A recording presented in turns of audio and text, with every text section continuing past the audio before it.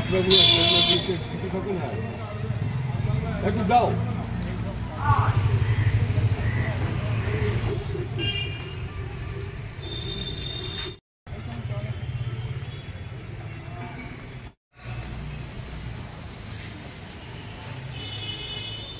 আবর্জনা কেউ সাইডে ফেলবেন না, এর দিকে জলে জমা বসা হয়, নজরটা সেখানে বাড়ির ছাদ কিংবা উঠোনে বৃষ্টির জলে জমে থাকে তা সরিয়ে ফেলুন।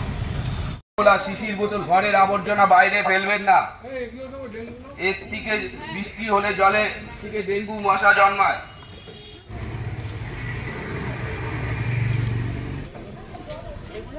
এর মধ্যে ফুলদানির জলের বদলান 7 দিন।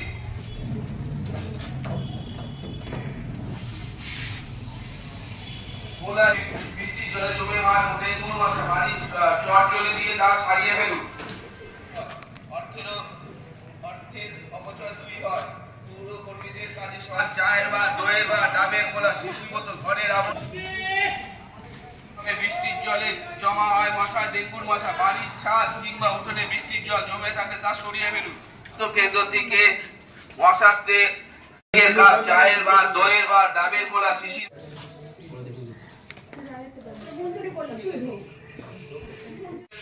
ফুলদানি দিয়ে জল জমে ডেঙ্গুর মশা হয়, এগুলো অন্তত 7 দিন ধরে। ঘরের পাশে যদি টব থাকে, যদি বৃষ্টির জল জমায়,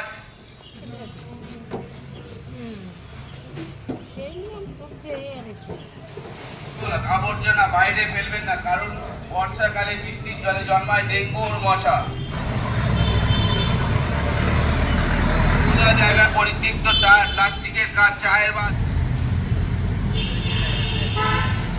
কলকাতা পৌরসভা স্বাস্থ্য কেন্দ্র থেকে 97 ওয়ার্ড থেকে আমরা এসছি ডেঙ্গু প্রতিরোধ করতে। আমাদের এখানে স্প্রে করা হচ্ছে, কর্মীরা বাদবাকি আমাদের সার্ভে করছেন, ওদের সাথে আপনারা সাহায্য করুন। খোলা জায়গায় পরিত্যক্ত প্লাস্টিকের কাপ, চায়ের বা দইয়ের বা ডাবের খোলা শিশির বোতল ঘরের আবর্জনা বাইরে ফেলবেন না। জ্বর হলে আসুন পৌরসভা স্বাস্থ্য কেন্দ্রে, বিনামূল্যে রক্ত পরীক্ষা হয়।